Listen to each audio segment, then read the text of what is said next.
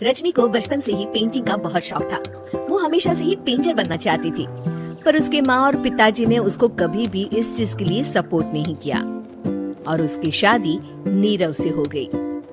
नीरव रजनी को बहुत प्यार करता था, पर रजनी हमेशा चुपचाप ही रहती। वो इस शादी से खुश नहीं थी। वो ये शादी नहीं करना चाहती थी। उसे तो हमेशा से पेंटर जो बनना था। अपने इस सपने को वो नहीं पूरा कर पाई, इसलिए वो हमेशा उदास रहती थी। रजनी, बहुत ही बढ़िया फिल्म लगी है, कल देखने चले? नहीं जी, कल मुझे बहुत काम है, मैं नहीं जा पाऊंगी। अच्छा तो कोई बात नहीं, संडे को चलते हैं। देखिए, मुझे फिल्म देखना पसंद नहीं है। आपको जाना है तो चले जाइए।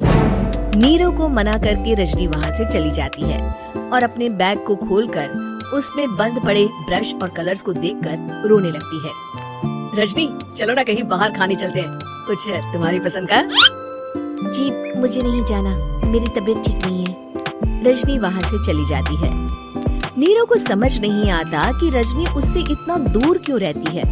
वो जब भी उसके साथ वक्त बिताना चाहता है, रजनी कोई ना कोई बहाना बना देती है। एक दिन घर पर कोई नहीं था। रजनी घर का सारा काम जल्दी से खत्म कर लेती है। घर पर अकेले होने के कारण वो सोचती है कि वो आज पेंटिंग करेगी। वो अपने कमरे में जाकर पेंट ब्रशेस और कलर्स निकालकर जैसे ही कलर मिक्स कर रही होती है कि दरवाजे पर बेल बज जाती है। अब कौन आ गया इस वक्त? इतनी मुश्किल से तो मुझे पेंट करने का मौका मिला है। रजनी दरवाजा खोलती है तो उसकी सास अपनी सहेलियों के साथ खड़ी होती है और सब घर के अंदर आ जाते हैं।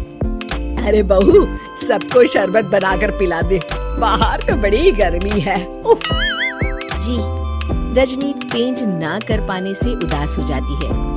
उसे गुस्सा भी आ रहा होता है कि उसने इस शादी के लिए हाँ क्यों कह दी। वो रसोई में जा रही होती है कि उसकी सास उसे रोकती है।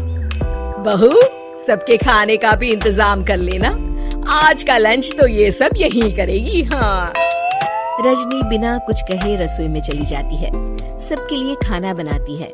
सब खाना खाते हैं और रजनी घड़ी देखती है कि ये सब कब जाएंगे ताकि वो अपनी पेंटिंग कर सके।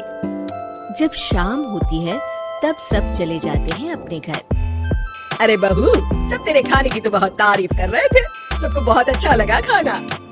आपको मुझे सुबह बताना चाहिए था ना कि आपकी सहेलियां आ रही है। पता भी है कितना वक्त लगा सारा खाना बनाने में। अरे बहू, तू ऐसे कैसे बात कर रही है मुझसे? तो और कैसे बात करूं? मैं इस घर की कोई नौकरानी नहीं हूँ कि इतना काम करूंगी। रजनी अपने कमरे में जाकर दरवाजा बंद कर लेती है।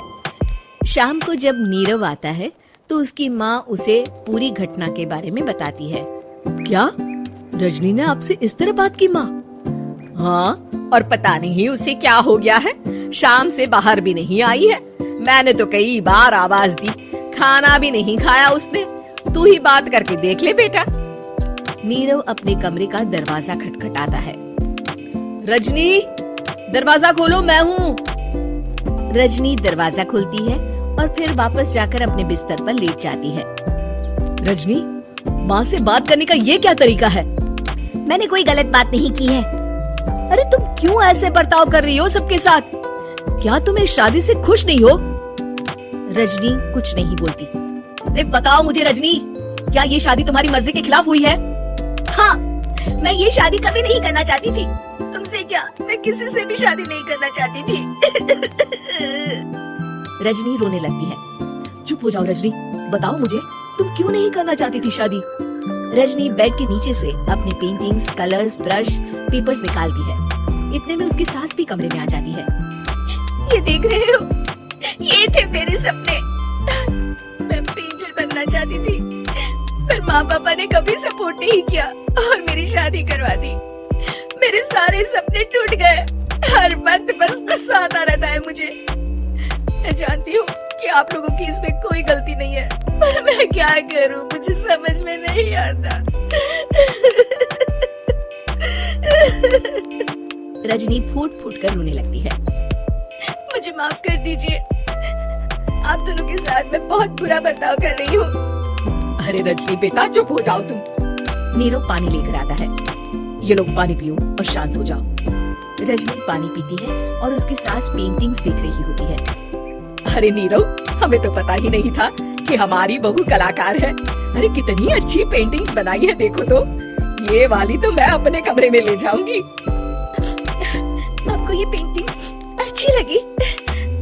अच्छी नहीं, बहुत अच्छी लगी। और तुमने हमें बताया क्यों नहीं? तुम जब चाहे पेंटिंग कर सकती हो रजनी। हम तुम्हारे सपनों को पूरा करने में तुम्हारा पूरा साथ देंगे। हाँ बेटा, हम कला की कद्र करते हैं। हम कलाकार तो नहीं, पर मुझे गर्व है कि मेरी बहू एक कलाकार है। रजनी, नीरव और सास तीनों हंस पड़ते